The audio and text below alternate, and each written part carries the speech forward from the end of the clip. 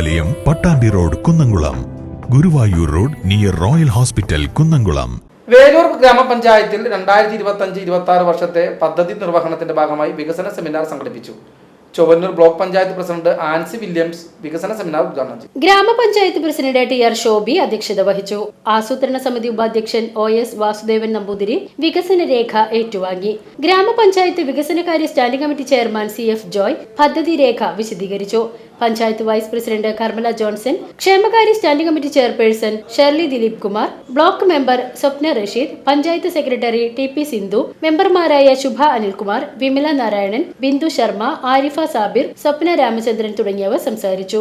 9,10,97,204 രൂപയുടെ പദ്ധതികൾക്കാണ് രൂപം നൽകിയിട്ടുള്ളത്.